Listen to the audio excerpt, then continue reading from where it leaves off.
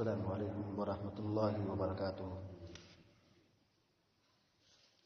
الحمد للہ رب العالمین والعاقبۃ للمتقین والصلاة والسلام علی اشرف الانبیاء والمرسلین نبینا محمد وعلی آلہ وصحبہ اجمعین ومن تبعهم بإحسان إلى يوم الدین وبعد۔ اعوذ باللہ من الشیطان الرجیم، بسم اللہ الرحمن الرحیم۔ ووصى بها إبراهيم بنيه ويعقوب يا بني إن الله اصطفى لكم الدين فلا تموتن إلا وأنتم مسلمون۔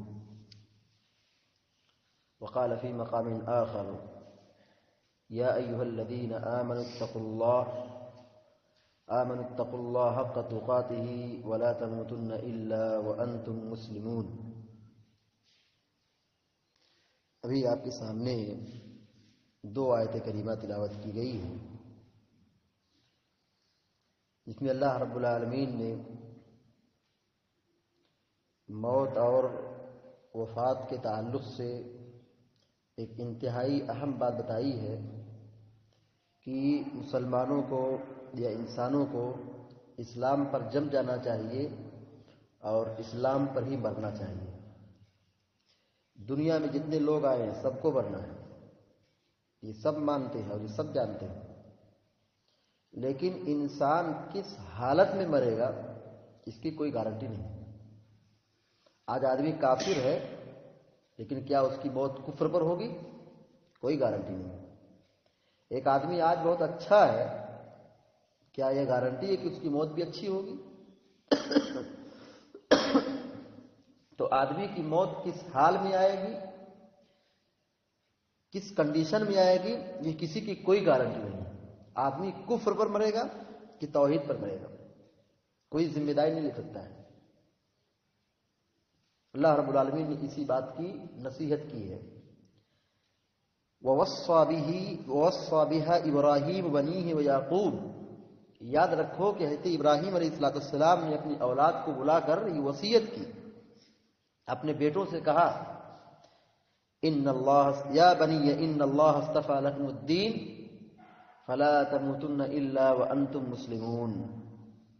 حضرت ابراہیم علیہ السلام نبی ہیں، اپنے بیٹوں کو بلا کر یہ کہتے ہیں، وصیت کر رہے ہیں، نصیحت کر رہے ہیں، اے میری اولاد، اے میرے بیٹوں، ان اللہ اصطفى لكم الدین، دیکھو اللہ رب العالمین نے ہم سے دین کو چن لیا ہے، ہم کو تمہارے لیے دین کو منتخب کر لیا ہے۔ فلا تموتن الا وانتم مسلمون، تمہاری موت اس حال میں آئے کہ تم مسلمان ہو۔ اور دوسری آیت کریمہ جو پڑھی گئی اس میں اللہ رب العالمین نے فرمایا یا ایھا الذین آمنوا اتقوا اللہ، اے وہ لوگوں جو لوگ ایمان لائے ہو اللہ سے ڈرو، اتقوا اللہ حق تقاتہ، اتنا ہی اللہ رب العالمین ڈرو جتنا کہ ڈرنے کا حق ہے۔ ولا تموتن الا وانتم مسلمون، تمہاری موت نہ آئے مگر اس حال میں کہ تم مسلمان ہو۔ ان دونوں آیت کریمہ میں اللہ رب العالمین نے انتہائی اہم بات بتائی ہے کہ آدمی دنیا سے رخصت ہو تو آدمی ایمان پر رخصت ہو، اسلام پر رخصت ہو، توحید پر رخصت ہو، صحیح دین پر رخصت ہو، مگر کسی آدمی کی کوئی گارنٹی نہیں کہ وہ آدمی کس پر مرے گا۔ آج آدمی اچھا ہے، کیا اچھائی پر اس کی موت ہوگی؟ آج آدمی برا ہے، کیا اس کی موت برائی پر ہوگی؟ کوئی گارنٹی نہیں۔ تو کیا کرنا ہے؟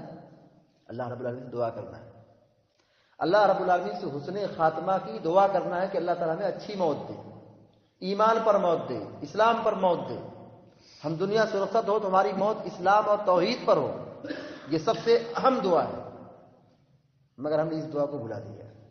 قرآن کریم میں اللہ رب العالمین نے فرمایا ربنا فاغفر لنا ذنوبنا وکفر عنا سیئاتنا وتوفنا مع الابرار۔ اللہ رب العالمین کہتا ہے قرآن کریم میں جو دعا کے سیاق میں ہے کہ اہل ایمان دعا کرتے ہیں، اے ہمارے رب۔ اہل ایمان کیا دعا کرتے ہیں؟ اس دعا کو ہم بہت کم مانگتے ہیں۔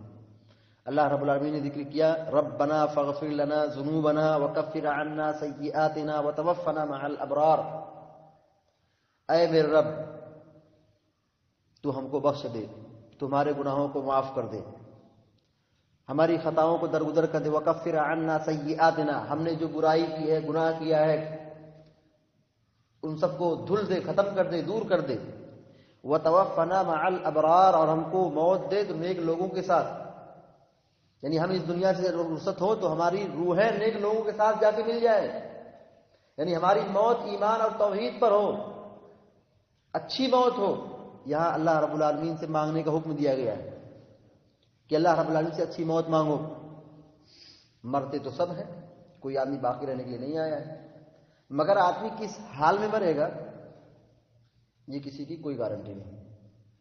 تو وتوفنا مع الابرار، یہاں پہ حکم دیا گیا کہ ہم دعا کریں کہ اللہ رب العالمین ہم کو نیک لوگوں کے ساتھ ملا دے، یعنی ہماری روح ہے جب یہاں سے نکلے تو ہماری روح نیک لوگوں کے ساتھ جا کے مل جائے، اعلیٰ علیین میں ہمارا شمار ہو۔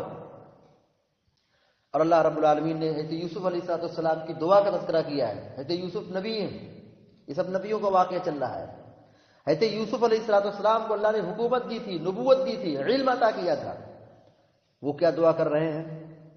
رب قد آتیتنی من الملک وعلمتنی من تأویل الاحادیث فاطر السماوات والارض انت ولی فی الدنیا والآخرہ توفنی مسلما والحقنی بالصالحین۔ حضرت یوسف علیہ السلام نے کیا دعا کی کہ اے میرے رب تو نے مجھ پر بڑا انعام کیا، حکومت دی اور علم سے نوازا، خواب کی تعبیر کا علم عطا کیا۔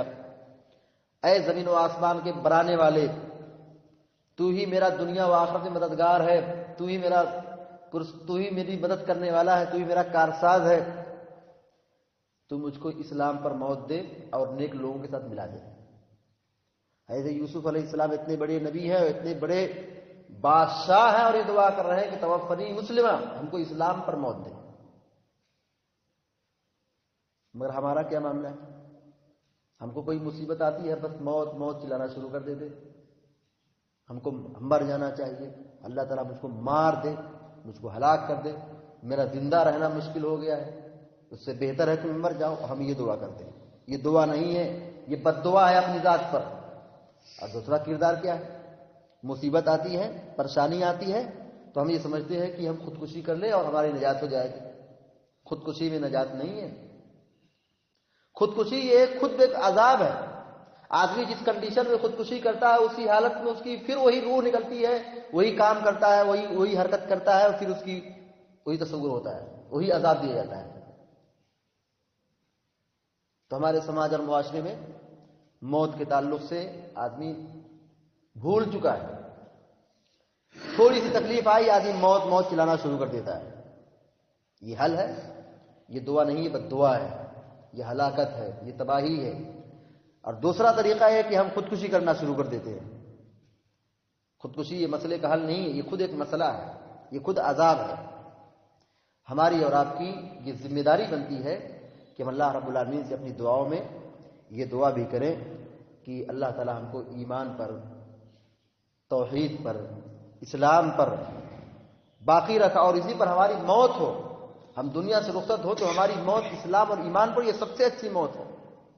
کوئی ضروری نہیں کہ آدمی نیک کام کرتے ہی مرے تو اچھی روح ہے، اچھی موت ہے، یقیناً یہ اچھی موت ہے کہ آدمی سجدے میں مرے، یہ اچھی موت ہے، نماز پڑھتے ہوئے مرے یہ بھی اچھی موت ہے۔ لیکن اگر آدمی کی ایمان پر موت ہوتی ہے، وہ کہیں بھی مرے، اس حالت میں مرے، اچھی موت ہے۔ مگر کیا کہا جائے، گناہوں کی ایسی لت لگی ہے، خرافات کی ایسی لت لگی ہے کہ آدمی مر رہا ہے شراب پیتے ہوئے، آدمی مر رہا ہے سڑک پر، اس کو کلمہ توحید کی تلقین کی جائے، کلمہ پڑھو تو اس کی زبان سے گالی نکلتی ہے، اس کی زبان سے بری بات نکلتی ہے۔ آدمی دنیا سے رخصت ہو رہا ہے، نعوذ باللہ اللہ کو گالی دے رہا ہے، کفریہ کلمہ کہہ رہا ہے، آدمی برا بھلا کہہ رہا ہے۔ ایسا کیوں ہوتا ہے؟ وجہ یہ ہے کہ آدمی کی زندگی معصیتوں اور گناہوں پر لگی ہوئی تھی، جمی ہوئی تھی، کہ آخری وقت آدمی کو کلمہ نصیب نہیں ہوا۔ اس لیے ہماری یہ ذمہ داری بنتی ہے کہ ہم دین پر جمیں اور اپنی موت کے تعلق سے سوچیں کہ ہماری موت کس حالت میں ہو سکتی ہے، کسی کو نہیں معلوم کہ ہم کب مر سکتے ہیں۔ اس لیے مسلسل نیکیوں کا سفر جاری رہنا چاہیے، عبادت کرتے رہنا چاہیے، اللہ رب العالمین کو خوش کرتے رہنا چاہیے، نیک کام کی طرف سبقت کرنا چاہیے اور گناہوں سے بچنا چاہیے، کسی بھی گناہ کو ہلکا اور کمتر اور حقیر نہیں سمجھنا چاہیے۔ ہماری تباہی کے لیے ایک ہی گناہ کافی ہے۔ اللہ رب العالمین ہم سب کو علم و عمل کی توفیق عطا فرمائے اور دنیا میں جب تک زندہ رکھے ایمان اور توحید پر قائم رکھے، اور جب ہمارا خاتمہ ہو تو خاتمہ بالخیر ہو۔ اللہ تعالی ہم سب کو بری موت سے بچائے، اللہ تعالی ہم سب کو علم و عمل کی توفیق عطا فرمائے، آمین یا رب العالمین۔ اقول قولی ھذا واستغفر الله لي ولكم ولسائر المسلمين فاستغفروه انه هو الغفور الرحيم، وصلى الله على نبينا محمد وعلى اله وصحبه اجمعين، والسلام عليكم ورحمة الله وبركاته۔